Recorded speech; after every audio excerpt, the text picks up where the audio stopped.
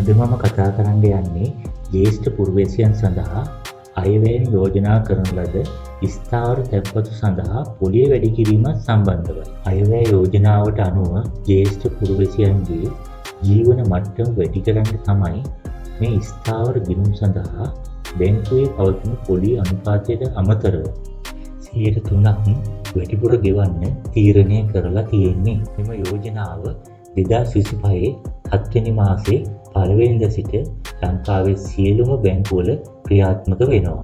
මේ ස්ථාවර ගිණුම් ආරම්භ කරන අයට කොන්දේසි කීපයකුත් දාලා තියෙනවා.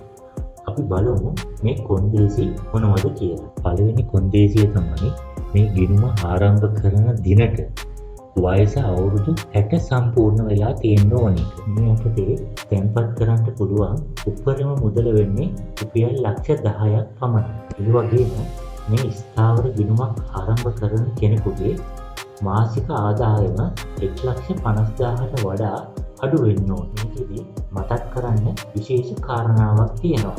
මේ මාසික ආදායම 1,50,000ට වඩා අඩුයි කියලා ස්ථාවර ගිණුමක් ආරම්භ කරන කෙනා ස්වයං ප්‍රකාශයක් ලබා දෙන්න ඕනේ.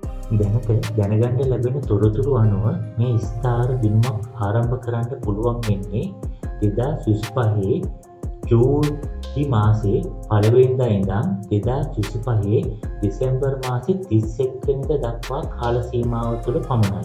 මේ ස්ථාවර ගිණුම බද්ධ ගිණුමක් විදිහට ඕපන් කරන්නත් පුළුවන්. බද්ධ ගිණුමක් විදිහට ඕපන් කරනවා නම් දෙන්නගෙන් වයස අවුරුදු 60 සම්පූර්ණ වෙලා තියෙන්න ඕනේ. බැංකුවල ස්ථාවර ගිණුම් සඳහා ගෙවන පොලිය ගොඩක් අඩු වෙලා තියෙන කාලෙක මේ වගේ යෝජනාවක් ක්‍රියාත්මක වීම ගොඩක් හොඳ අවස්ථාවක් විදිහටයි මම දකින්නේ.